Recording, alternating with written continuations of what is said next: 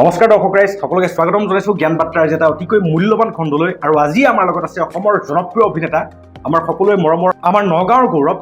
শ্ৰীযুত যতীন বৰা ডাঙৰীয়া। নমস্কাৰ ছাৰ। নমস্কাৰ ছাৰ, বহুত বহুত ধন্যবাদ আপোনাৰ এটা বহুমূলীয়া সময়ৰ বাবে। ছাৰ, আমাৰ প্ৰয়াস যে আমি আমাৰ নৱপ্ৰজন্মসমূহক তেওঁলোকৰ বৰ্ণ ইণ্টেলিজেন্সটোক কেনেকৈ জাগ্ৰত কৰিব পাৰোঁ। আৰু আজি আমাৰ অভিনয় জগতৰ আপুনি এজন ভোটাতৰা সদৃশ ব্যক্তি, গতিকে আপোনাৰ পৰা আমি জানিবলৈ আহিলোঁ কিছু কথা অভিনয় ৰিলেটেড। ছাৰ, পোনপ্ৰথমে মই জানিব বিচাৰিম যে আপোনাৰ শৈশৱ কালত আপোনাক নাটকৰ প্ৰতি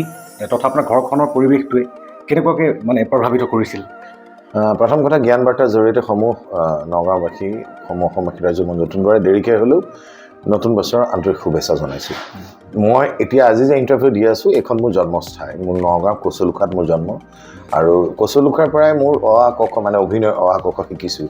অভিনেতা হ'ম বুলি শিকা নাছিলোঁ, কিন্তু অভিনয় কৰিব মন যায়। মোৰ অভিনয় কৰিব, বিভিন্ন নাটক, থিয়েটাৰ, চিনেমা ভাওনাত আমি এনেকুৱা এটা পৰিৱেশ আমাৰ কচুলুখাত আছে আৰু ভৱিষ্যতেও থাকিব। তাৰ মাজেদিয়ে মই গৈ গৈ গৈ গৈ এটা পৰ্যায় পালোঁগৈ, অভিনয়ৰ প্ৰতি আগ্ৰহটো বাঢ়িল। মা দেউতাই ছাপৰ্ট দিছিলে, গালিও খালোঁ তাৰ মাজতে। গালিও তাৰমানে আমাৰ ঘৰখনৰ পৰিৱেশটো অভিনয়ৰ লগত জড়িত পৰিৱেশ নহয়, চব খেলৰ লগত পৰিৱেশ, খেলৰ লগত জড়িত হৈ থাকে আছিল। চ' মই অ আ ক খ নাটক কৰি শিকিছিলোঁ। নাটক ইয়াতে নৱজ্যোতি মইনা পাৰিজাত, মোৰ দেউতাহঁতে জন্ম দিয়া এটা ক্লাব, আমাৰ কচুলুখাৰ ৰাস ফিল্ডত আমি আৰম্ভ কৰিছিলোঁ। মইনা মেলৰ জীৱনৰ প্ৰথম নাটকখনে হৈছে লক্ষ্মীনাথ বেজবৰুৱাৰ মুক্তি বুলি গল্প এটাৰ আধাৰত। সকলোৱে জানে সেই গল্পটো। সেয়াই মোৰ আৰম্ভণি। তাৰপিছত কিশোৰলৈ গ'লোঁ, কল্লুল আৰ্ট স্কুলত আৰ্ট শিকিলোঁ। তাৰ পৰাই নাটক কৰিছিলোঁ। নৌচাদ দাহঁত ডাইৰেকশ্যনত প্ৰথম আমি ডিষ্ট্ৰিক্ট লাইব্ৰেৰীত প্ৰথম নাটক কৰিছিলোঁ। সেই আৰম্ভণি। তাৰপিছত আমি এটা একাংকিকা নাটক কম্পিটিশ্যনত গ'লোঁ, য'ত অজিত বৰঠাকুৰ, মই, আমি ইলোৰা শৰ্মাকে প্ৰমুখ্যে আমি বহুতকেইজন, বিক্ৰম আছিল, ৰাজেশ আছিল, আৰু য'ত আমি লাহে লাহে কচুলুখাত তেতিয়া অজিত বৰঠাকুৰৰ ঘৰত ৰফিকুল হুছেইন, নাট্যকাৰ ৰফিকুল হুছেইন ডাঙৰীয়াৰ নাটকত আমি ধোঁৱাত অভিনয় কৰিছিলোঁ। আৰু অনাগত দিনত সেই জাৰ্ণিয়ে মই ভাবোঁ মোৰ অভিনয়ৰ প্ৰতি আৰু দিনক দিনে আগ্ৰহটো বাঢ়িল। যিমানে কৰি আছোঁ সিমানে হয়তো অভিনয়টো পলিচ হৈ গৈ আছে। তেনেকৈ ভগৱানৰ আশীৰ্বাদত, ৰাইজৰ মৰম স্নেহৰ ছবিত অভিনয় কৰিবলৈ সুবিধা পালোঁ। উত্তৰকাল, জীৱনৰ প্ৰথম ছবি উত্তৰকাল। সেই জাৰ্ণি। ছাৰ, মই জানিব বিচাৰোঁ যে আপোনাৰ অভিনয়ৰ ক্ষেত্ৰত আপোনাক বাৰুকৈ অনুপ্ৰাণিত কৰা ব্যক্তিজন কোন আছিলে? প্ৰথম কথা হৈছে, যিয়ে যি কৰা নকৰা, খেলেই হওক বা অভিনয়ৰ ক্ষেত্ৰতে হওক, ঘৰখনৰ পৰিৱেশটো নিতান্ত প্ৰয়োজনীয়। ঘৰখনৰ পৰিৱেশটো সেইটো মা দেউতাই, অভিনয়ৰ বিষয়ে মই কৈছোঁ নলপাকে যে মোৰ মা দেউতাক কোনো অভিনয় মায়ে ক'ৰবাত হয়তো কৰিছিলে, কিন্তু চিনেমা থিয়েটাৰ পৰিৱেশত সেইটো নাছিল। তথাপি মই যি কৰিছোঁ, এটা ল'ৰা আজিকালিতো আৰু বেছি এক্টিভ হৈ গ'ল মাক দেউতাক। সেইটো সময়ত আমি অভিনয় নাটক কৰি ঘূৰি ফুৰোঁ, গালিও খাইছিলোঁ, তথাপি মায়ে ছাপৰ্ট দিছিল যথেষ্ট। দেউতাৰ গালিৰ পৰা আঁতৰাই পেলাই কেনেকৈ দুপৰীয়া ভাতটো নাটক কৰি আহি ভাতটো দিয়ে মনে মনে, এইবিলাক দিনটোলৈকে মনত আছে। আৰু ঘৰৰ পৰিৱেশো বহুত নিৰ্ভৰ কৰে। এজন নিজৰ প্ৰতিভাটো বিকাশৰ ক্ষেত্ৰত ঘৰখনৰ যথেষ্ট ছাপৰ্ট থকাটো দৰকাৰ। হয় ছাৰ, একদম একজেক্টলি মই ধুনীয়াকৈ বুজিব পাৰিছোঁ। ছাৰ, যিহেতু আমাৰ বৰ্তমানৰ শিক্ষা ব্যৱস্থাটো বৃত্তিমুখী শিক্ষালৈ ৰূপান্তৰিত হৈছে, অভিভাৱকসকলে সকলোকে কয় যে যেন তেনে পঢ়া আৰু চাকৰি এটা কৰিব লাগে। নাই, মই তেনেকুৱা বুলি নাভাবোঁ, কিন্তু আজিকালি ল'ৰা ছোৱালীবিলাকৰ পেৰেণ্টছবিলাক মই যথেষ্ট, তেওঁলোক আগ্ৰহ যিয়ে নকৰক ল'ৰা ছোৱালীৰ কাৰণে যথেষ্ট সময় দিয়ে। ইনফেক্ট ময়ো মোৰ ল'ৰা ছোৱালীৰ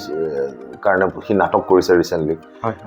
মই উৎসাহ যোগাইছোঁ। আৰু আজিকালি খুব কনচিয়াছ মাক দেউতাক নিজৰ ল'ৰা ছোৱালীৰ প্ৰতিভা বিকাশৰ ক্ষেত্ৰত, সেইকাৰণে বিভিন্ন ক্ষেত্ৰত আগবাঢ়ি গৈছে। মই নকওঁ যে সেই ক্ষেত্ৰত আমাৰ দিনতহে বেছি নাই, সেইটো চাকৰিমুখী হ'ব লাগে, চাকৰি কৰিব লাগে, লগৰ ল'ৰাৰ উদাহৰণ দি ঘৰত গালিও পাৰে। কিন্তু ভগৱানৰ আশীৰ্বাদত আজি এইটো পজিশ্যনত পালোঁ, আৰু তাৰ কাৰণে ধন্যবাদ জনাইছোঁ দৰ্শকসকল আৰু নেদেখাজনে যেনেকৈ আশীৰ্বাদ দি আছে। হয় ছাৰ, মই এইখিনিতে এটা কথা আমাৰ সমগ্ৰ নৱপ্ৰজন্মৰ কাৰণে সুধিব বিচাৰোঁ যে আপুনি যদিহে নৱপ্ৰজন্মৰ কোনোবা এজন ছাত্ৰই হওক বা নৱপ্ৰজন্মৰ যুৱক এজনে যদি দেখিছে যে মই সপোন অভিনয় জগতত যোৱা, গতিকে তেওঁক আপুনি কেনেকৈ তেখেতৰ সেই বৰ্ণ ইণ্টেলিজেন্সটোক চিনাক্তকৰণ কৰাৰ ক্ষেত্ৰত এনেকুৱা এটা কি টিপছ দিব বিচাৰিব? আজিকালিতো বহুত ইনষ্টিটিউট আছে, ফিল্ম ইনষ্টিটিউট। আমি NSDত মই যেতিয়া সুবিধা মই নিজেও এপ্লাই কৰিছিলোঁ, কিন্তু মোৰ ঘৰৰ পৰিস্থিতি সেইটো বাধ্য নকৰিলে। মই খুব হোমচিকো আছিলোঁ, কিন্তু আমাৰ দিনতকৈ এতিয়া যথেষ্ট সুবিধা আছে। সেই সুবিধাবিলাক ল'ব জানিব লাগে। ইনষ্টিটিউট আছে, বিভিন্ন ইনষ্টিটিউটৰ জৰিয়তে অভিনয় অ আ ক খ। মই এটা কথা কওঁ যে ইনবৰ্ণ টেলেণ্টটো থাকেই মানুহৰ গাত অভিনয়। টেকনিকেল কথাখিনি জানিবৰ কাৰণে বিভিন্ন ধৰণৰ ইনষ্টিটিউট আছে হয় সেই ইনষ্টিটিউটৰ জৰিয়তে তেওঁলোকে আজিকালি বহুত সুবিধা চিৰিয়েলতো পটককৈ অভিনয় কৰিব পাৰে মোৰ কেৰিয়াৰত কি মই প্ৰথম নাটক চিৰিয়েল তাৰপিছত চিনেমা প্ৰত্যেকটো মাধ্যম মোৰ কাৰণে এটা ইনষ্টিটিউটৰ নিচিনা হৈছিল আৰু এতিয়া জেনেৰেশ্যনক কওঁ কনচেনট্ৰেট কৰিব লাগে যে মই এইটো কামেই কৰিম বা অভিনেতাই হ'ম বা খেলুৱৈ হ'ম তাৰ কাৰণে বিভিন্ন সুবিধা আছে সুবিধাখিনি গ্ৰহণ কৰিব জানিব লাগে হয় ছাৰ খুব ধুনীয়া কনচেনট্ৰেশ্যন ছাৰ বৰ্তমান আমি এটা মানে ষ্টেটিষ্টিকেল ডাটা কিছুমানে কয় যে বৰ্তমান আমাৰ নিউ জেনেৰেশ্যন বা গোটেই জেনেৰেশ্যনটোৱে কনচেনট্ৰেশ্যন মাত্ৰ 3 ছেকেণ্ড যিকোনো এটা বস্তুত যিহেতু ৰিলৰ জামানা চলি আছে গতিকে ৰিলত কেৱল 3 ছেকেণ্ডো যদি ভাল নালাগে তেতিয়াহ'লে ৰিলটো চুৱাইপে কৰে গতিকে ছাৰ 3 ছেকেণ্ডৰ কনচেনট্ৰেশ্যন থকা এজন ব্যক্তিয়ে নিজকে গভীৰ সাধনত কেনেকৈ ব্ৰতী কৰিব গতিকে এই ক্ষেত্ৰত এটা সজাগতা ৰিলছটোতো আজিকালি মই কওঁ ৰিলছটোতো ময়ো ভাল পাওঁ জানেলি হয় তেওঁলোকৰ প্ৰতিভাটো মানে সেই ৰিলছটোত অকণমান সময় চালে গম পোৱা যায় সেই কিমান পৰ্যায়লৈ অভিনয়টো কৰিব পাৰিব কিমান টেলেণ্টেড মই ভাবোঁ এইটো ইমান নতুন জেনেৰেশ্যন ল'ৰা ছোৱালীবিলাকে ৰিলছৰ লগত জড়িত ইউটিউব আছে বিভিন্ন চেনেলৰ জৰিয়তে নিজৰ প্ৰতিভা বিকাশ কৰে এইটো এটা এই মোবাইলটো এটা সুন্দৰ মাধ্যম বুলি ক'ব লাগিব যে মোবাইলৰ জৰিয়তে নিজৰ প্ৰতিভা আৰু কোনোবাই ভাইৰেল হৈ যায় এটা গান এটা অভিনয় সেইটোকে লৈ চৰ্চা হয় আৰু এইটো দৰ্শকৰ পাব্লিকৰ ওচৰত এই ছ'চিয়েল মিডিয়াই ইমান ক্ল'জ হৈ যায় ইমান ওচৰলৈ নিব পাৰে ছ'চিয়েল মিডিয়াত আমাৰ সেইটো ইউটিলাইজ ভালকৈ কৰিলে নিশ্চয় ভাল পোৱা যাব হয় ছাৰ খুব ধুনীয়া আৰু ছাৰ মই এইখিনিতে এতিয়া আহি পালোঁ যে হিয়া দিয়া নিয়া যিখন ছবিয়ে আমাৰ অসমত এটা খলকনিৰ সৃষ্টি কৰিছিল চিনেমা জগতত আৰু সেই চিনেমাখনত যেতিয়া আপোনালোকক আমি প্ৰথম দেখা পাইছিলোঁ আমাৰ আপোনালোকৰ প্ৰতি থকা মানে ভাৱনা বা প্ৰতিচ্ছবিখন টোটেলি বেলেগ আজি আপোনাৰ কাষত বহি পেলাই মই আপোনাক প্ৰশ্ন কৰি আছোঁ মই কেতিয়াও সপোনটো ভবা নাছিলোঁ যে মই আজি এনেকুৱা এটা দিন আহিব মই মোৰ এজন প্ৰিয় অভিনেতাক মই এনেকৈ সাক্ষাৎকাৰ এটা গ্ৰহণ কৰিম তাৰ বাবে আপোনাৰ আশীৰ্বাদো কামনা কৰিছোঁ আৰু ভৱিষ্যতলৈ যাতে এই দিশত আগবাঢ়িব পাৰোঁ এতিয়া মই জানিব বিচাৰোঁ যে হিয়া দিয়া নিয়াৰ সফলতাৰ পাছত আপোনাৰ ষ্টাৰডম টোটেলি চেঞ্জ হৈ গৈছিলে গতিকে আপুনি আপোনাৰ ব্যক্তিগত জীৱন তথা আপোনাৰ ষ্টাৰডমৰ যিটো জীৱন এই দুয়োটাকে কেনেকৈ সামঞ্জস্য ৰাখিছিলে ষ্টাৰডম বুলি কথা নাই অসমত এতিয়া ইনষ্টিটিউটে ইণ্ডাষ্ট্ৰীয়ে হোৱা নাই অসমীয়া চলচ্চিত্ৰ সকলোৱে এটা ফলাফলটো ভাল কৰিবৰ কাৰণে চেষ্টা কৰে মোৰ তেনেকুৱাই আছিল 1989ত হিয়া উত্তৰকাল কৰিলোঁ তাৰপিছত অনলাইন কাম কৰি আছোঁ ভাইমান থিয়েটাৰ গ'লোঁ তথাপিও সেইটো যিটো ছাকচেছ বুলি কোৱা হয় সেইটো কৰি গৈ আছোঁ কিন্তু মই এটা কথা ভাল লাগে কাৰণেহে কামটো কৰি গৈ আছোঁ কোনোবা এটা গুণত হিয়া দিয়া নিয়াখন এনেকুৱা এটা পৰ্যায় গ'ল যে ব্লক বাষ্টাৰ বুলি কোৱা হয়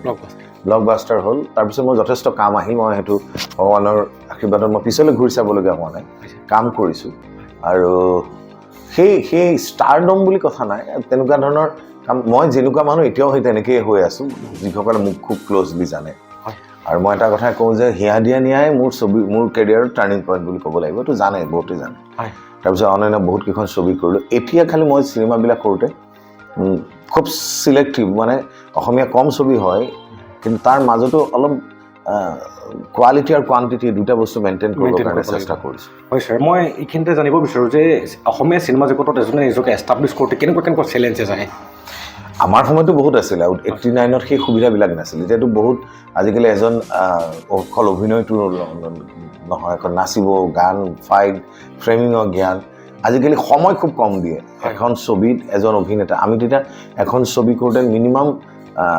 এটা কেৰেক্টাৰ কৰোঁতে আমি 60 দিন 70 দিনলৈকে শ্বুটিং কৰিছোঁ এতিয়া এটা বাজেটৰ কথা আহি পৰিলে আজিকালি তেতিয়া আমাৰ 25 লাখতে বা 50 লাখতে ছবি হয় এতিয়া 1.5 কোটি 2 কোটি অসমীয়া ছবিটো 5 কোটিলৈকে ক্ৰছ কৰিছে মানে বাজেটত সেই সময়ত যিমান বাজেটটো কম্পেক্ট কৰিব পাৰে মানে কাৰ্টেল কৰিব পাৰে সিমানে বাজেটটো কম সময়ত তুমি নিজৰ পাৰফৰ্মেঞ্চটো তুমি দেখুৱাব লাগিব আৰু এইখন ইনষ্টিটিউট নহয় যেতিয়া তুমি এখন ছবিত যেতিয়া চাইন কৰিবা তুমি প্ৰফেশ্যনেলি আহিবা প্ৰফেশ্যনেলি এইটো নহয় যে মই পইচা লৈছোঁ কাৰণে প্ৰফেশ্যনেল এক্টৰ নহয় প্ৰফেশ্যনেল এক্টৰ হ'বলগীয়া হ'লে তুমি বিভিন্ন যেতিয়া বুজাই দিব যে এইটো ফ্ৰেম এইটো ক্ল'জ সেই জ্ঞানখিনি লৈ পেলাই আহিলে মই ভাবোঁ তেওঁলোক ছাকচেছ হ'ব পাৰিব হয় ছাৰ মই বহুতেই সন্তুষ্ট হৈছোঁ লগতে আমাৰ দৰ্শক এজন নিশ্চয় সন্তুষ্ট হ'ব আপোনাৰ এই উত্তৰসমূহৰ দ্বাৰা ছাৰ আমি দেখিবলৈ পাওঁ এতিয়া দক্ষিণ ভাৰত চিনেমাৰ ক্ষেত্ৰত বহুতেই আগবাঢ়ি গৈছে আৰু দক্ষিণ ভাৰত এটা পেন ইণ্ডিয়া লেভেলতহে তেওঁলোকে চিনেমা ৰিলিজ কৰে গতিকে ছাৰ আমি সেই ক্ষেত্ৰত আমি যদি নিজকে কম্পেয়াৰ কৰিছোঁ আমাৰ অসমীয়া চিনেমা জগতখনক তেতিয়াহ'লে আমাৰ অসমৰ চিনেমা জগতখন আগৰ তুলনাত বহুত উন্নত হৈছে কিন্তু আমি তেওঁলোকক ফেৰ মাৰিব পৰা হোৱা নাই মই এতিয়াও কওঁ যে অসমীয়া আজি 90ৰ ওচৰা-ওচৰি সম্পূৰ্ণ হ'ব অসমীয়া চলচ্চিত্ৰ উদ্যোগটো হয় হয় জয়মতীৰ পৰা যদি ধৰা জয়মতীৰ পৰা ধৰা হয় চ' সেইটো যিমান পৰ্যায় যাব লাগিছে সিমান পৰ্যায় যোৱাগৈ নাই কি কাৰণে যোৱা নাই হয়। আমি এনালাইচিছ কৰি ল'ব পাৰিলে ভাল হয় হয় মানে এতিয়া চাউথৰটো ৰিজনেল ইণ্ডাষ্ট্ৰি এটা ৰিজনেল ইণ্ডাষ্ট্ৰি হিন্দী ছবি চেৰ পেলাই তেওঁলোকে এটা শিখৰলৈ যাব পাৰিছে হয় আৰু মই ভাবোঁ সেই ক্ষেত্ৰত আমি মানুহবিলাক অভিনয়ৰ চিনেমাৰ লগত জড়িত মানুহ মই সকলোৱে কোৱা নাই আমিবিলাক আলোচনা কৰি সেইটো কেনেকৈ সমাধান ইউনিটিটো লাগিব যিটো একতাটো সেই একতাৰ ক'ৰবাত হয়তো অভাৱ মই অসমীয়া চলচ্চিত্ৰৰ ক্ষেত্ৰতে দেখোঁ হয় ছাৰ মানে সেই একতাটো থাকিলেহে মই ভাবোঁ উদ্যোগটো আৰু বেছি আগুৱাই যাব হয় ছাৰ হয় যে এনেকুৱা হ'ব নালাগে যে মোৰ ভাল হওক তাৰ বেয়া হওক তাৰ বেয়া হওক মোৰ ভাল সেইটো বেয়া আমি কম মানুহ লিমিটেড মানুহ আমি যদি একগোট হৈ কাম কৰিব পাৰোঁ চলচ্চিত্ৰ উদ্যোগটো আৰু বেছি আগুৱাই গৈ থাকিব হয় ছাৰ আৰু ছাৰ এই ক্ষেত্ৰত আমাৰ চৰকাৰৰ কৰণীয় হিচাপে কিবা তেওঁলোকৰ কৰণীয় এনিটাইম আমি চৰকাৰৰ কথা মই নকওঁ চৰকাৰৰ কথা তেওঁলোকে যি দিছে ফিল্ম পলিচি দিছে সেইখিনি আমি ইমপ্লিমেণ্ট কৰিব পাৰিব লাগিব মই খালি এটা কথাই কওঁ যে আমি লিমিটেড মানুহ এইকেইটা মানুহ একত্ৰিত হৈ কাম কৰিলেহে মই ভাবোঁ আমাৰ চলচ্চিত্ৰ উদ্যোগটো আগুৱাই যাব কিন্তু ক'ৰবাত আমাৰ একতাটোৰ অভাৱ আছে অসমীয়া চলচ্চিত্ৰ একজেক্টলি ছাৰ বহুত ধুনীয়া এটা কথা কৈছে আৰু ৰতন টাটা ডাঙৰীয়াৰ জীৱনত এটা মটো আছিল যে মই অকলে যোৱাতকৈ মই লগে ভাগে যদি যাওঁ তেতিয়াহ'লে বহুত দূৰ মই অতিবাহিত কৰিব পাৰিম ছাৰ আহি মই এটা কথা সুধিব বিচাৰোঁ যে আপুনি বিভিন্ন ধৰণৰ অভিনয় কৰিছে ৰোমেণ্টিক হিৰো হিচাপে একশ্যন হিৰো হিচাপে কেতিয়াবা ভিলেইন টাইপতো আপুনি অভিনয় কৰিছে কৌতুকৰ দৰেও অভিনয় কৰিছে গতিকে আপোনাৰ কোনটো ক্ষেত্ৰৰ অভিনয় আপোনাৰ চবতছে প্ৰিয় আৰু কিয় প্ৰিয় মই আচলতে হিয়া দিয়া নিয়া সময়তে জুবিন গাৰ্গৰ লগত তুমি মোৰ মাথা মোৰ কৰিছিলোঁ এটা নিগেটিভ কেৰেক্টাৰ এটা পজিটিভ কেৰেক্টাৰ আৰু মই নিজকে অভিনেতা হিচাপে চিনাকি দি ভাল পাওঁ মই হিৰো হিচাপে মানে হিৰো যতীন বৰা সেই শব্দটো মই পচন্দ নকৰোঁ মই এজন অভিনেতা হিচাপে কাম কৰিব খোজোঁ যাৰ কাৰণে মই এক্সপেৰিমেণ্ট কৰিব খোজোঁ কেৰেক্টাৰবিলাক আজিকালি সেইটো দিন জামানা গ'ল যে হিৰো কাৰোবাৰটো অভিনেতা হৈ তুমি নিজৰ বয়স অনুযায়ী মই কাম কৰি যাব পাৰিলে মই সুখী হ'ম বুলি ভাবোঁ ছাৰ আপোনাৰ আজিলৈকে বহু চিনেমা কৰিছে থিয়েটাৰ কৰিছে বহুত নাটকত আপুনি মানে অংশগ্ৰহণ কৰিছে গতিকে আপোনাৰ চবতছে প্ৰিয় এনেকুৱা এখন কাহিনী যিটো কাহিনী আপোনাৰ মানসপাতত বা আপোনাৰ জীৱন পৰিক্ৰমা সলনি কৰি দিছিলে মোৰ নায়ক চিনেমাখনৰ কেৰেক্টাৰটো ভাল মুনীন বৰুৱাৰ নায়ক ছবিখনৰ কেৰেক্টাৰটো সেই কেৰেক্টাৰটো যেতিয়া মই কৰি আছিলোঁ তেতিয়া অনুভৱ কৰা নাছিলোঁ কিন্তু সাংঘাতিক মই ছাকচেছ হৈছিলোঁ সেই কেৰেক্টাৰটোলৈ আৰু মই ভাবোঁ যে এই ধৰণৰ কেৰেক্টাৰটোৱে মানে মোক বাস্তৱতো কিছুমান ৰিফ্লেক্ট কৰিছে আৰু সেই চৰিত্ৰটো মই যেতিয়া লাষ্ট দিনা শ্বুটিং আছে সেইদিনা মই হুকুকাই কান্দিছিলোঁ যে আজিৰ পৰা এই কেৰেক্টাৰটো শ্বুটিং শেষ আৰু মোৰ কেৰিয়াৰৰ ক্ষেত্ৰত নায়ক one of the best movie বুলি ক'লেও ভুল কোৱা নহয় হয় ছাৰ বহুত আৰু নায়কৰ প্ৰতিটো গান তথা নায়কে আমাৰ অসমত কি খলকনি সৃষ্টি কৰিছে তাৰ বিষয়ে সকলো জানে ছাৰ এতিয়া অলপ মই চিনেমা জগতৰ পৰা আহি পেলাই আমাৰ ভ্ৰাম্যমান থিয়েটাৰ জগতৰ বিষয়ে যদি জানিব বিচাৰোঁ তেনে চিনেমা কৰা আৰু ভ্ৰাম্যমান জগতত কাম কৰা এই দুয়োটা মানে পাৰ্থক্য দুটা বেলেগ মাধ্যম হয় cinema is a total technical art আৰু ভ্ৰাম্যমান ইজ এ এক্ট্ৰেছ মিডিয়া আৰু এক্টৰৰ যিমানেই নাটক নহওক এক্টৰে যদি পাৰফৰ্মেঞ্চটো দিব নোৱাৰে তেতিয়া মই ভাবোঁ নাটকখনৰ সেই শিখৰটো নাপায়গৈ আৰু মই নিজে ধন্যবাদ জনাইছোঁ যে ভ্ৰাম্যমান থিয়েটাৰৰ দৰ্শকসকলে মোক প্ৰথম 94ত গৈছিলোঁ হেঙুল থিয়েটাৰ তাৰপিছত আজি কৰি আছোঁ ইতিহাস থিয়েটাৰ লং জাৰ্ণি এটা আছে অন এণ্ড অফ হয়তো কোনোবা 2 বছৰ গৈছোঁ 3 বছৰ নাই যোৱা বা এবছৰ নাই যোৱা কিন্তু মই ভাবোঁ যে অসমীয়া চলচ্চিত্ৰ উদ্যোগ বুলি যদি কোৱা হয় চলচ্চিত্ৰ উদ্যোগটোক মই উদ্যোগ বুলি নকওঁ যদি ভ্ৰাম্যমান থিয়েটাৰ উদ্যোগ বুলি কোৱা হয় ইণ্ডাষ্ট্ৰি তেতিয়াহ'লে মই ভাবোঁ ভ্ৰাম্যমান থিয়েটাৰ ইণ্ডাষ্ট্ৰি যিটোৱে বহুতকেইটা পৰিয়ালক ভৰণ পোষণ দি আছে 40ৰ ওপৰত ভ্ৰাম্যমান থিয়েটাৰ আছে প্ৰত্যেকৰে 150 মানুহ জড়িত তাৰ প্ৰত্যেকে 150 মানুহৰতো ফেমিলি আছে এই ফেমিলিখিনিৰ লগত মই ভাবোঁ এইটো এটা ইণ্ডাষ্ট্ৰি য'ত মই অভিনেতাজনেই নহয় চাহ দিয়া মানুহটোলৈকে তেওঁলোকে পৰিয়াল ভৰণ পোষণ দি আছে প্ৰযোজকে আৰু এই ভাবোঁ আৰু প্ৰাউড ফিল কৰে ৱৰ্ল্ডত নথকা এটা বস্তু সেইটো হৈছে ভ্ৰাম্যমান থিয়েটাৰ আমাৰ থলুৱা মানুহলৈ এটা জন্ম দিয়া অনুষ্ঠান আৰু এই অনুষ্ঠানৰ লগত সমূহ যিসকল জড়িত হৈ আছে প্ৰত্যেকেই বছৰ ধৰি তেওঁলোকৰ পৰিয়াল জড়িত হৈ আছে আৰু হৈ থাকিব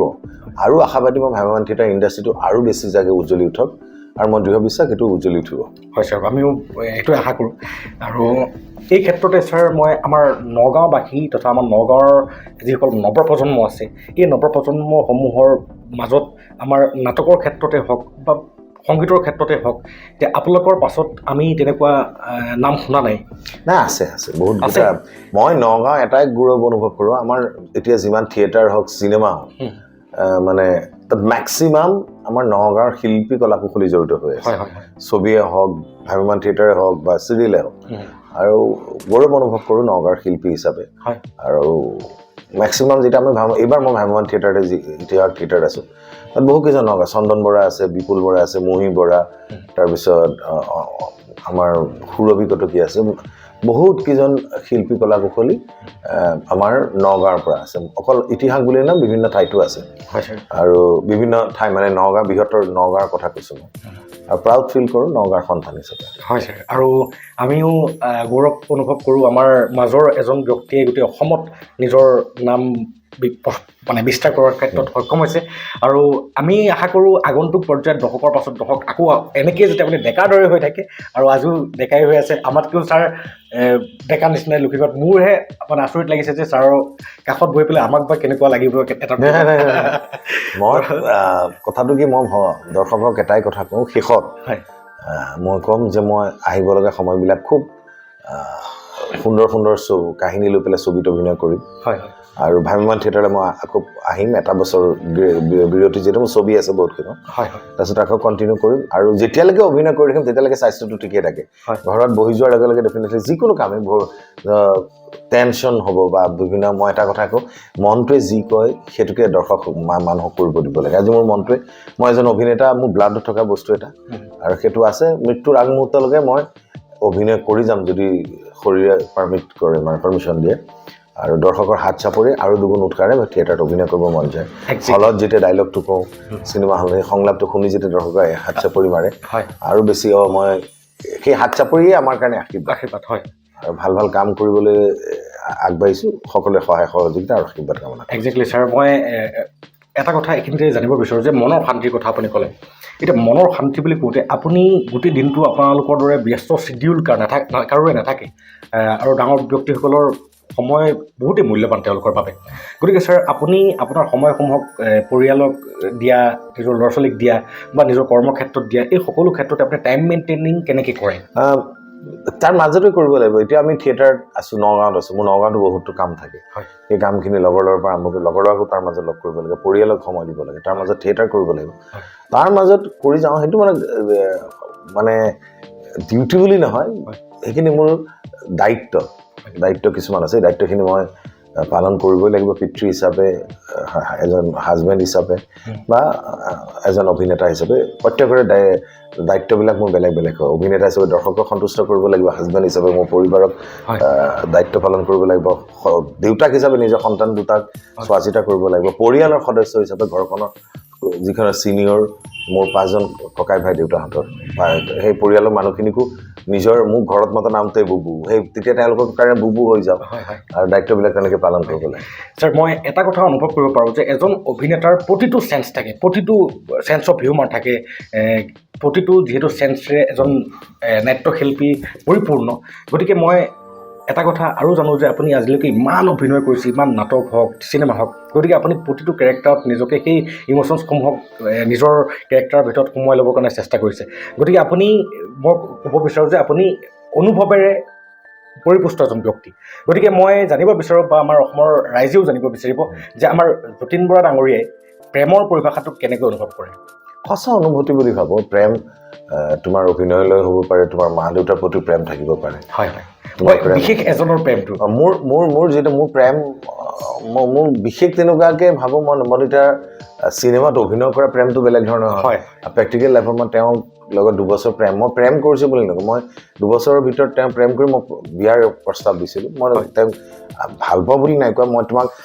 ভাল লাগে মই তোমাক বিয়া কৰিব খুজিছোঁ মই সেইটোৱে প্ৰস্তাৱ দিছিলোঁ আৰু তেওঁ দুটামান সময় লৈ পেলাই তেওঁ একচেপ্ট কৰিলে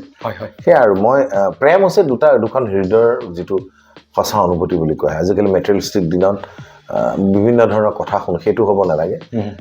নিজক বুজি পাব লাগে আৰু তেওঁ বুজি পাব লাগে তোমাক আৰু এই আণ্ডাৰষ্টেণ্ডিংটো থাকিব লাগে দুজনৰ মাজত ইগ' আহিব নালাগে ইগ' ক্লাছ হয় বহুত প্ৰেম হওক বহুত সংসাৰ হওক ভাঙি যায় এই ক্ষেত্ৰত হ'ব নালাগে এটা বুজা পজাৰ মাজেৰে সংসাৰখন আগবাঢ়িব পাৰে হয় ছাৰ বহুত ভাল লাগিছে আৰু আমাৰ বিশেষকৈ বৰ্তমানৰ প্ৰজন্মত আমাৰ নৱপ্ৰজন্মৰ বহুসকল শিশু বা বহুসকল কিশোৰী তেওঁলোকে এটা জীৱনৰ 8-9 এই ষ্টেজটো পাৰ কৰাৰ পিছত এই প্ৰেমজনিত কাৰণ ফলত ভাগি পৰে মানসিকভাৱে আৰু ভাগি পৰি পেলাই বহু কিছুমান ল'ৰা মানুহ ড্ৰাগছমুখী হয় আৰু ছোৱালীবিলাকেও সৰু সৰু বয়সতে বহু কিছুমান আজিকালি মানে সমাজ বৰ্ধিত কৰ্মত লিপ্ত হোৱাও দেখা যায়। গতিকে আমাৰ এই সমস্যাসমূহ দূৰীকৰণৰ ক্ষেত্ৰত আপুনি এজন গোটেই অসম ঘূৰি থকা এজন ব্যক্তি, গোটেই অসমৰ প্ৰতিচ্ছবিখন আপোনালোকে জানে। গতিকে আপুনি বৰ্তমানৰ অভিভাৱক তথা বৰ্তমানৰ আমাৰ সমাজসেৱকসকল বা বৰ্তমানৰ শিক্ষকসকললৈ এনেকুৱা এটা কি আহ্বান জনাব বিচাৰিব? মই এটা কথাই কওঁ, এই যান্ত্ৰিক যুগত নিজক অন্ততঃ সময় দিব লাগে। নিজৰ আজিকালি কি হয়, খুব instant new generation instant result বিচাৰে। এইটো নহ'লে এইটো হ'ল মই ফ্ৰাষ্ট্ৰেশ্যনত যাব খোজে। মই ভাবোঁ এই ক্ষেত্ৰত সঠিক সিদ্ধান্ত মাক দেউতাকৰো দায়িত্ব আছে আৰু নিজৰো দায়িত্ব আছে। মেডিটেশ্যন কৰি হওক, মানে অন্তৰ আত্মাই কি কয় সেইটো শুনিব লাগে। আমি ইম'চনেলি ফটকৈ এটা সিদ্ধান্ত লৈ লোৱা সেইটো আমাৰ ক্ষেত্ৰতো হয়। মই ভাবোঁ অকণমান যদি অন্তৰাত্মাক লৈ যদি কানেক্ট কৰি সোধে বা সেই নিজক সোধে যে মই কি কৰিব লাগিছোঁ, সময় দিব লাগে নিজক আৰু নিজক ভাল পাবলৈ শিকিব লাগে, তেতিয়া মই ভাবোঁ বহুত সিদ্ধান্ত যিবিলাক হয়, বহুত সিদ্ধান্তৰ সমাধান কৰিব পাৰে, বহুত কিছুমান প্ৰব্লেম এইটো ছল্ভ কৰিব পৰা যায়। নিজক সুধিলে বহুত প্ৰশ্নৰ উত্তৰ পোৱা যায়। হয় ছাৰ, এইটো বহুত এটা গুৰুত্বপূৰ্ণ কথা আৰু আমাৰ অসমবাসী বিশেষকৈ অভিভাৱক সমাজে জনাটো দৰকাৰ। মই ছাৰক ইতিমধ্যে তেখেতক প্ৰেমৰ পৰিভাষা সুধিছোঁ আৰু প্ৰেমৰ পৰিভাষা কওঁতে তেখেতে সুন্দৰ এটা পৰিভাষা দিছে আৰু তাৰ পাছতে মই এটা বৰ্তমান আমাৰ অসমৰ এটা বহুত এটা ডাঙৰ সমস্যাৰ বিষয়ে সুধিছোঁ আৰু তেখেতৰ অনুভৱেৰে যিটো কথা কৈছে সেই কথাসমূহক আমাৰ গাৰ্জেনসকলে ফ'ল' কৰিব লাগে। আৰু পৰাপক্ষত আমাৰ নিউ জেনেৰেশ্যনৰ কাৰণে তোমালোকে এটা কথা মনত ৰখা দৰকাৰ যে প্ৰেমৰ প্ৰকৃত পৰিভাষা ছাৰে যিটো দিছে, ছাৰৰ প্ৰেমে ছাৰক আমাৰ মেডামে সহযোগ দিয়াৰ ফলত ছাৰে দুপে নিজৰ কৰ্মক্ষেত্ৰত আগবাঢ়ি যাবলৈ সক্ষম হৈছে। ছাৰ, যিহেতু এষাৰ কথা আছে যে এজন সফল পুৰুষৰ আঁৰত এগৰাকী মহিলা থাকে আৰু এজন বিফল পুৰুষৰ আঁৰতো এগৰাকী মহিলা থাকে। গতিকে ছাৰ, মই আপোনাৰ সফলতাৰ আঁৰত থকা বিশেষ মহিলাগৰাকীৰ বিষয়ে জানিব বিচাৰিম। প্ৰথম কথা হৈছে মোৰ মা বিশেষকৈ মোৰ কেৰিয়াৰৰ ক্ষেত্ৰত আমি বিয়া নোহোৱাৰ আগলৈকে মোৰ মা ঢুকাল। মোৰ মায়ে যথেষ্ট ছেক্ৰিফাইচ কৰিছে নিজক। মায়ে চাকৰি কৰিছিল। মোৰ অকল অভিনয় বুলি নহয়, গ্ৰুমিঙৰ ক্ষেত্ৰত মায়ে নিজৰ চাকৰি ৰিজাইন দি পেলাই আমাক সময় দিছিল। তেওঁ বহুমূলীয়া সময় আমাৰ লগত খুব কটালে আৰু সেই ক্ষেত্ৰত মাক মই ধন্যবাদ জনাব লাগিব। এতিয়া নৱনীতা আছে, নৱনীতাও যথেষ্ট ছেক্ৰিফাইচ কৰিছে নিজৰ। তেওঁ ভাল গায়িকা, ভাল অভিনেত্ৰী। তাৰ মাজত আমি এতিয়া মানে এতিয়া আমি ইনিচিয়েলি দুজনে মিলি এটা প্ৰডাকশ্যন হাউচ খুলিছিল। প্ৰডাকশ্যন হাউচৰ পৰা ৰত্নাকৰ কৰিলোঁ, ৰাঘৱ কৰিলোঁ। এতিয়া অনাগত দিনত আমি দুজনে মিলি ভাল কাম কৰি যাম, দৰ্শকক উপহাৰ দি যাম। হয়, একজেক্টলি এই কথাখিনি আমাৰ সমাজলৈ লোৱাৰ মূল কাৰণটো এইটো যে ছাৰৰ মেডামৰ সান্নিধ্যই ছাৰক আজি এজন অভিনেতাৰ পৰা প্ৰযোজক তথা পৰিচালক হিচাপেও কৰ্মক্ষেত্ৰলৈ আগবঢ়াই নিছে আৰু তেওঁলোকে যৌথ প্ৰচেষ্টাৰে বৰ্তমান এটা নৱনিৰ্মিত বস্তু মানে তৈয়াৰ কৰিছে, প্ৰডাকশ্যন হাউচ, যিটো প্ৰডাকশ্যন হাউচৰ পৰা JB প্ৰডাকশ্যন। হয়, জিৰণি প্ৰডাকশ্যন, যিটো প্ৰডাকশ্যনৰ পৰা আমি ইতিমধ্যে ৰত্নাকৰৰ দৰে ছুপাৰ হিট এখন মুভিও পাইছোঁ আৰু আগন্তুক পৰ্যায়ত তেনেকুৱা আৰু হাজাৰ মুভি যাতে আহে আমি সেইটো কল্পনা কৰোঁ। এই ক্ষেত্ৰতে মানে যিহেতু মই প্ৰেমৰ ডেফিনেশ্যনটো আপোনাৰ পৰা জানিব বিচাৰিছিলোঁ ছাৰ, মই একজেক্টলি চাইক'লজিকেলি পাইছিলোঁ যে প্ৰেমৰ প্ৰকৃত সংজ্ঞাটো হৈছে যে প্ৰেম হৈছে ট্ৰান্সফৰ্মেশ্যন। দুটা বস্তুৰ মিলনৰ ফলত 3 নম্বৰ যিটো উৎপন্ন হয় সেইটো সৰ্বহিতাৰ্থে যদি হয় সেইটো প্ৰকৃত প্ৰেম বুলি কোৱা যায়। আৰু ছাৰ, আমি যদি প্ৰকৃতিলৈ মনোনিৱেশ কৰোঁ তেতিয়াহ'লে দেখা পোৱা যায় যে এটা হাইড্ৰজেন আৰু এটা অক্সিজেন দুয়োটা যেতিয়া মিলিত হয়, হাইড্ৰজেন অক্সিজেনে মিলিত হৈ পেলাই পানীৰ সৃষ্টি কৰে, যি পানীয়ে মানে আমাৰ পৃথিৱীৰে প্ৰতিটো পানীৰে প্ৰাণ মানে পিয়াহ মানে বুজাই দিয়ে। গতিকে আজি আপোনাৰ আৰু মেডামৰ মিলনত জিৰণিৰ আৱিৰ্ভাৱ হৈছে আৰু জিৰণিয়ে, মোৰ অনুভৱটো কৈছোঁ, জিৰণিয়ে আজি অসমবাসী ৰাইজক নতুন ছবি তথা সেই নতুন ছবিত নানান নতুন অভিনয় কৰা ব্যক্তিসকলো আছে। গতিকে তেওঁলোককো এটা কৰ্মসংস্থাপনৰ দিশ দিছে। গতিকে এটা নতুনত্বৰ আৱিষ্কাৰ কৰিছে আৰু সেই নতুনত্বটোৱে আমাৰ সমাজখনক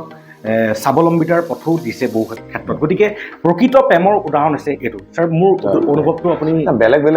তোমাৰতো বেলেগ এটা পবিত্ৰ প্ৰেমৰ সংজ্ঞাটো বেলেগ, মোৰ প্ৰেমৰ সংজ্ঞাটো চব যে একেই হ'ব লাগিব সেইটো বুলি কথা নাই। মোৰ প্ৰেমৰ সংজ্ঞাটো মোৰ ধৰণে উপস্থাপন কৰোঁ, তোমাৰ ধৰণে উপস্থাপন মই এইটোৱে তুমি নতুন জেনেৰেশ্যনৰ বিষয়ে কৈ আছা, খুব ভাল কথা। এতিয়া মই ভাবোঁ মই সেইটোৱে ক'লোঁ না, অকণমান তেওঁলোকে বিফল হ'লেই তেওঁলোকে Frustrated ফ্ৰাষ্ট্ৰেটেড হয় হৈ পেলাই বিভিন্ন নিচাজাতীয় বস্তু তেওঁলোকে আকৰ্ষিত কৰে মই কৈছোঁ এইটো wrong this is not the way হয় এইটো নিয়ম নহয় এইটো ভাল বেয়া দুয়োটাই থাকে মই যেনেকৈ মোৰ বেয়া দিনত মই মোৰ কিছু ছবিৰ মোৰ ৰিজাল্ট বেয়া হৈছে সেই সময়ত মই ভাগি পৰা নাছিলোঁ ভাল হোৱা সময়তো মই একেই থাকিবলৈ মই ট্ৰাই কৰিব লাগে খালি আগুৱাই যোৱাৰ ক্ষেত্ৰত নিজক কেনেকৈ ধৰণে তুমি উপস্থাপন কৰা সেইটোত বেছি গুৰুত্ব দিব লাগে হয় ছাৰ একজেক্টলি আৰু ছাৰৰ জীৱন কাহিনীটোৰ পৰা আমি বহু কথা আজি পূৰা পটাপট শিকিবলৈ পাৰিছোঁ আমাৰ জ্ঞান বাৰ্তা দৰ্শক ৰাইজে নিশ্চয় ভাল পাব ছাৰ আগন্তুক পৰ্যায়ত আপোনাৰ যিখন মুভিৰ কাৰণে আপুনি বৰ্তমান কাম চলাই আছে আশা কৰোঁতো আগেই আশা কৰিছোঁ আৰু আমাৰ ভগৱানো আছে যে এইখন ছুপাৰ হিট হওক ছুপাৰ ডুপাৰ হিট হওক ইয়া দিয়া নিয়াৰ দৰে সেই ছবিখনৰ নামটো ক'ব পৰা যাব মই দুখন ছবি এতিয়া আধাখন কৰিছিলোঁ অগ্নিবাণ বুলি আমাৰ চলিয়ান শৰ্মাৰ প্ৰযোজনা আৰু মৃন্ময় শইকীয়া তেওঁ ডাইৰেকশ্যনত এখন ছবি অগ্নিবাণ ৰিলিজ হ'ব তাৰপিছত মই আৰু দুখনমান ছবি অভিনয় কৰিম সেই ছবি দুখন নাম মই এতিয়াই নকওঁ যিহেতু মই অলৰেডি শ্বুটিং ষ্টাৰ্ট হোৱাৰ পিছত ক'ব পাৰিলে ভাল শ্বুটিং ষ্টাৰ্ট হওক তাৰপিছত মই ক'ম আৰু মই তিনিখন ছবিত মই জড়িত হ'ম এইবাৰ তাৰপিছত আকৌ ভাগৱান থিয়েটাৰলৈ আহিম আৰু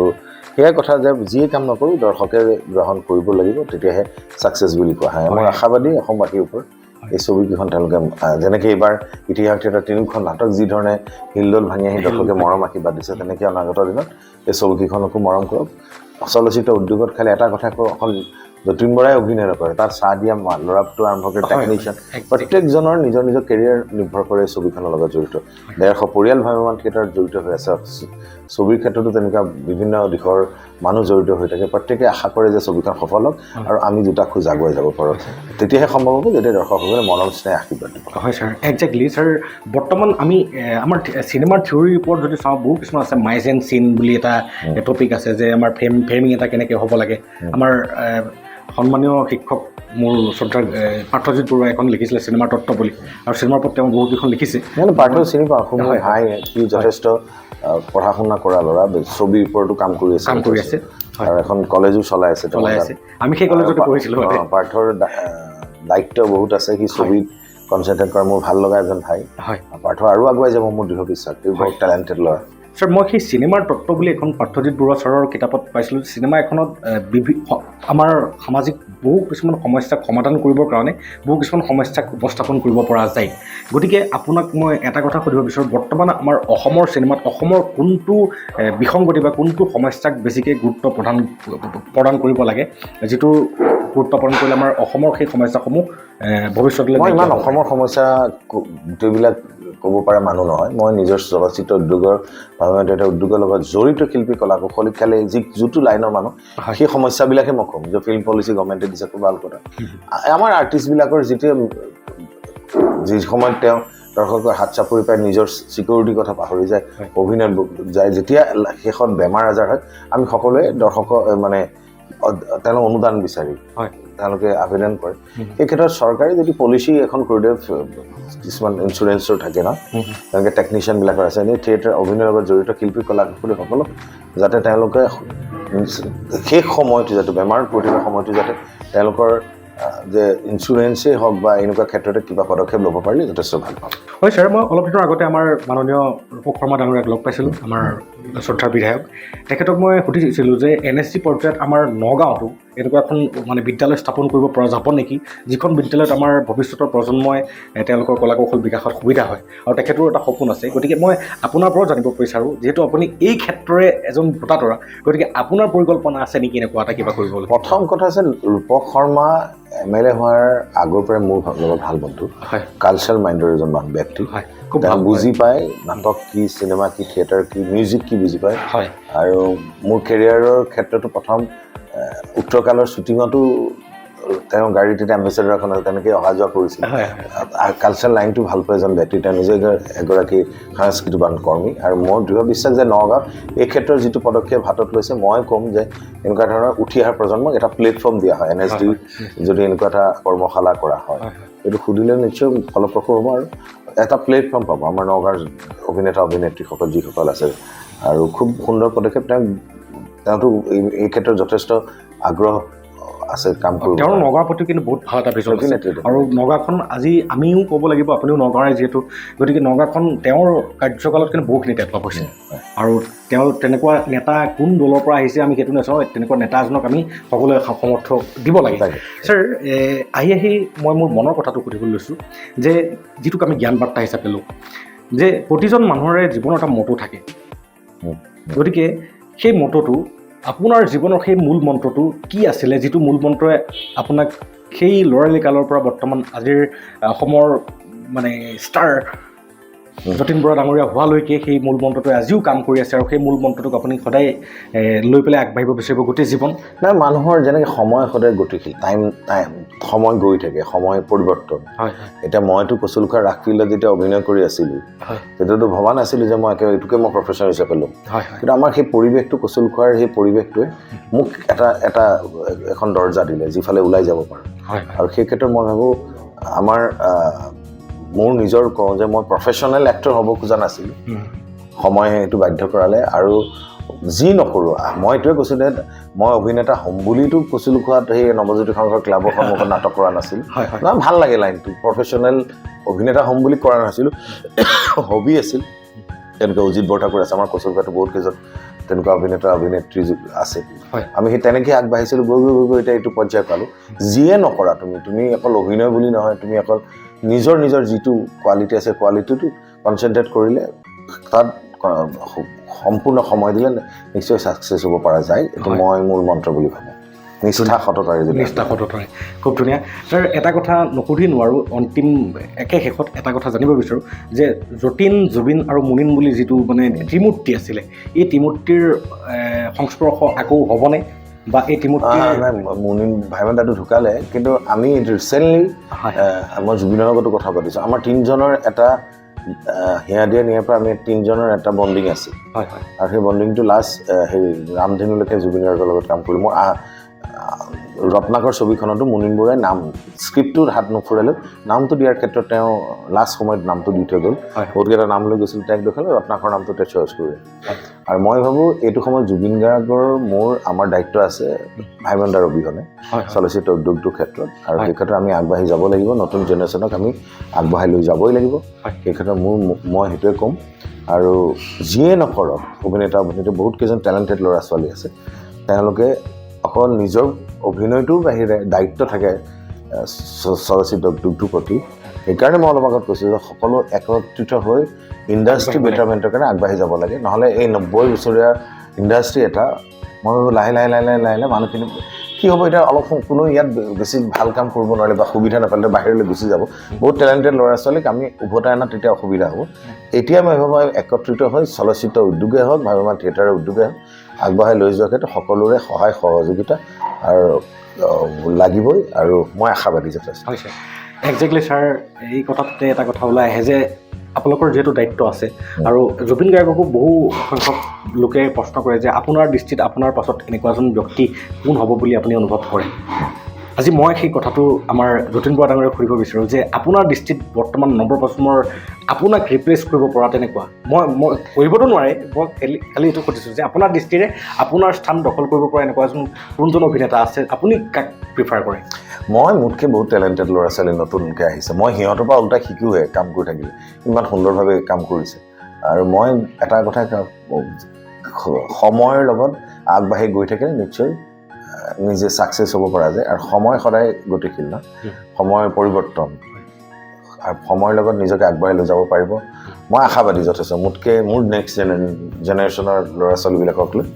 ভাল কাম কৰোঁ যদি মোৰ ফালৰ পৰা কিবা সহায় লাগে ডেফিনেটলি আছোঁ আৰু মই আশাবাদী যথেষ্ট আৰু ছাৰ আমাৰ এই মাধ্যমৰ বা দৰ্শক ৰাইজৰ ফালৰ পৰা আমাৰ নগাঁৱৰ পৰা কোনোবা অভিনয় কৰা ব্যক্তিয়ে যদি আপোনাৰ পৰা ভৱিষ্যতলৈ কিবা অভিনয়ৰ ক্ষেত্ৰত কিবা সহায় বিচাৰে তেতিয়াহ'লে আপুনি নিশ্চয় মই আছোঁ নিশ্চয় তেওঁলোকে আহক মই পাওঁৱেই মেক্সিমামকে লগ পাওঁ কিবা অসুবিধা পালে আজি ইণ্টাৰভিউটো বুলি নহয় লগ পালে কিবা অসুবিধা পালে কিবা এডভাইচ বিচাৰিলে নিশ্চয় দিওঁ আৰু সদায় প্ৰফেশ্যনেল মিনছ এইটো হ'ব নালাগে যে মই পইচা লৈছোঁ কাৰণে মই প্ৰফেশ্যনেল এক্টৰ বা প্ৰফেশ্যনেল সেইটোকে কোৱা হয় যেতিয়া তুমি কামটো কিমান চিনচিয়াৰলি কৰিছা কিমান সময় দিছা সেইটোৰ ওপৰত নিৰ্ভৰ কৰে আৰু মই শুভেচ্ছা জনাইছোঁ আমাৰ নগাঁৱৰ যিমান শিল্পী কলা কৌশলী আছে সকলোৱে ভাল কাম কৰক